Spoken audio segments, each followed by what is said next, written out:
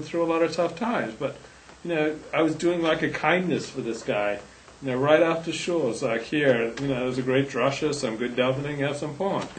And then... say Kiddush on it. And like all he does is make fun of me now. And it's a fellow Australian. A fellow Australian is doing this to me. Not returning back objects like that. That's a form of stealing. Yeah. So the greatest book borrowers, wasn't my friend, though, from the Jewish people, have been the two other major monotheistic religions, Christianity and Islam. Like Christianity borrowed the so-called Old Testament whole cloth from the Jews. They didn't borrow it, they stole it from us at gunpoint. It's just like, they didn't borrow it. They stole it. Christians are just like the guy who took my Jiggly Queens 3 and didn't return it. Okay, but the Christians did not borrow it. We didn't. You know the story?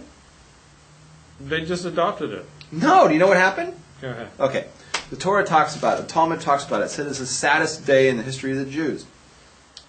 That there was a Greek. Translation of the Torah. Yeah, I guess he was a Ptolemy or whatever from Egypt or whatever, and he put them. He said, "I want to have a copy of this thing translated." So we took 72 rabbis, and he gave them each a copy of the written Torah. Yeah, and they all translated. And they all went into separate rooms, and they all had to come back with the same translation. And there was a miracle that they all screwed around with certain things, and they all screwed around with the same certain things, but they stole it from us. We didn't give it to them. They stole it to us at the threat of death. So I wouldn't compare it. I don't know how the Islam, I don't know how the Muslims got a hold of it, to be honest. I don't know how they got it. But that's... What happened? Lakewood Road is Killer Alexander marketing here. Luke moved to Alaska and paid for gold. The rabbis, they knew who I really was. No wonder they threw me out. So my friend, he was just like the Christians and the Muslims. He took my porn and never gave it back. Sometimes in life, the greatest gift and blessing that a parent can give to a child, writes Rabbi Wein, is the criticism of that child's traits and weaknesses, so that these faults may yet be corrected and improved upon. That's what I appreciate about Rabbi Raz. He's not afraid to point out to people their faults. Look who's talking, though. What do you mean? Look who's talking. We just gone through a conversation how you can't get customers because you offend them all because you point out their faults. Yeah. So don't you want to focus on yourself, not on me right now? I'm not the one looking for customers. Go ahead. So I had a girlfriend. Yeah. And on Friday nights, I always wanted to make the blessing over her that fathers make over their daughters. Oh, God. But she was never into it. Never into it. She would never let me do that. Let me put my hands on her little head and say, the bracha. And not only that, she would never call me daddy. The whole time we were together, more than a year, she never once would call me daddy. And she would never let me tickle her. Never, ever, ever let me tickle her. And so when I look back on these things, it's no wonder that this relationship didn't work out. I want a wife who will let me make the bracha over her that fathers make over daughters. I want a wife who calls me daddy. Oh, God. And I want a wife who lets me tickle her. Is that too much to ask?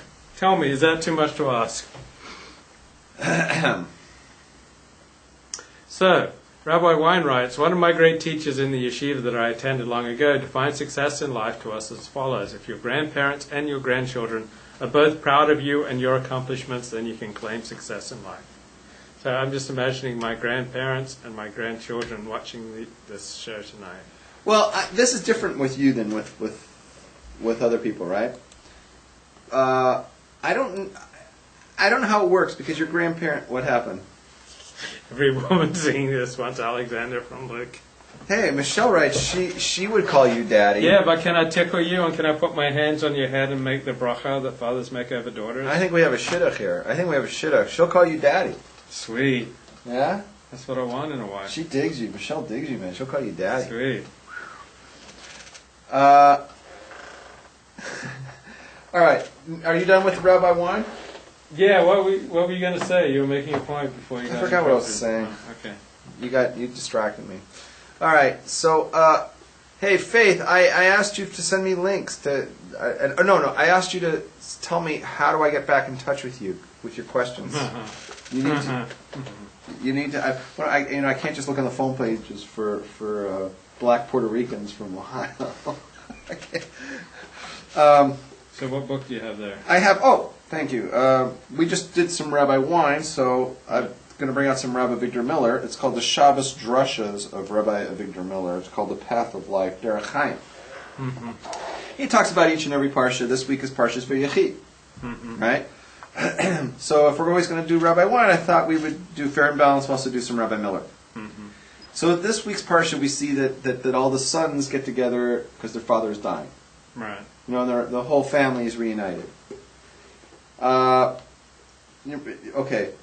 so Rabbi Miller writes, and I'm just going to read up his words.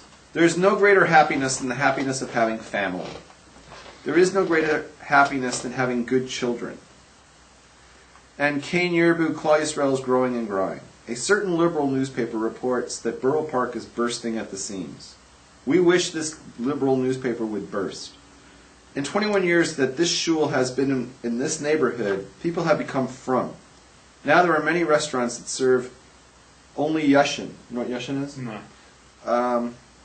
Is that where they put bacon into a sheep's colon?